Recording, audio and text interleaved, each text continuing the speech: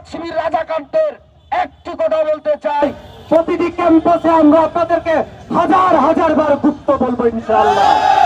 আপনার সেই বানানো বয়ান সত্য বলে বিবেচিত করতে এটা যদি আপনারা মনে করেন, তাহলে বাংলাদেশ জাতীয়তাবাদী ছাত্রদল মুখে আঙ্গুল দিয়ে বসে থাকবে না। এই 5 তারিখের পরে বাংলাদেশে যতগুলো বিচ্ছিন্ন ঘটনা ছাত্র শিবির ঘটিয়েছে তার প্রায় 80 থেকে 85% সবগুলোই চট্টগ্রাম অঞ্চলে তারা করেছে।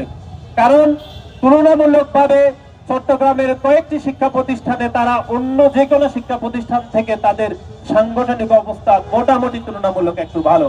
সেজন্য তারা সেখানে দখলদারিত্ব রাজনীতি, মুনাফেকের রাজনীতি, সন্ত্রাসের রাজনীতি এবং তারা ক্যাডারের যে রাজনীতি সেটি চলমান রেখেছে চট্টগ্রামের কয়েকটি শিক্ষা প্রতিষ্ঠানে।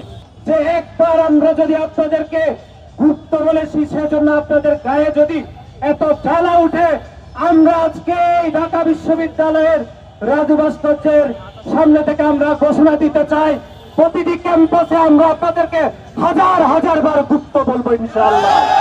প্রিয় সহযোদ্ধা বন্ধুগণ, গত পরশুদিন যে ক্যাম্পাসটি, যে ইনস্টিটিউটটি বাংলাদেশের সর্বোচ্চ বিদ্যাপীঠ ঢাকা বিশ্ববিদ্যালয় থেকে অনেকটা দূরে অবস্থিত লেদার ইনস্টিটিউট, সেই লেদার ইনস্টিটিউটের শিক্ষার্থীদের বিভ্রান্ত করে এই জামাত শিবির রাজাকার আলবদরের দোসররা কিভাবে বিভ্রান্ত করার চেষ্টা করেছিল, আমি ধন্যবাদ এবং কৃতজ্ঞতা প্রকাশ করছি শহীদ সার্জেন্ট জহিরুল হক ছাত্র দলের নেতা কর্মী এবং সমর্থকদের তাদের দায়িত্বশীল আচরণের জন্য।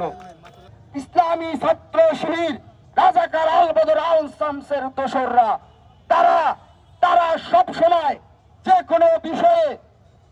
কোনো বিষয়ে নেগেটিভ নেগেটিভ তৈরি করে বাংলাদেশের ক্যাম্পাস পরিস্থিতিকে উচ্ছৃঙ্খল করতে চায়, অস্থিতিশীল করতে চায়।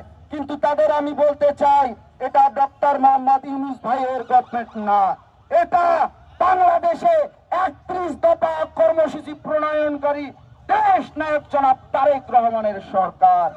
এই দেশ নায়ক জনাব তারেক রহমান আমাদের সাংগঠনিক অভিভাবক। বাংলাদেশকে একটি আধুনিক সাম্যের ন্যায়ের বাংলাদেশ হিসাবে নির্মাণ করতে গিয়ে আমরা যদি কোনো বাধার সম্মুখীন হই, আমরা যদি কোনো ষড়যন্ত্রের দ্বার উন্মোচন হতে দেখি, তাহলে বাংলাদেশ জাতীয়তাবাদী ছাত্রদল মুখে আঙ্গুল দিয়ে বসে থাকবে না। জামাত শিবির রাজাকারদের একটি কথা বলতে চাই, চোরের মতো গলা খেয়ে বড় বড় গলায় নিজেদেরকে ভিকটিম বলে মানুষকে বোঝাবেন, সচেতন শিক্ষার্থীরা তা মুখ বুজে সহ্য করবে। আপনার সেই বানানো বয়ান সত্য বলে বিবেচিত করতে এটা যদি আপনারা মনে করেন, তাহলে আপনারা প্রকার স্বর্গে বাস করছেন।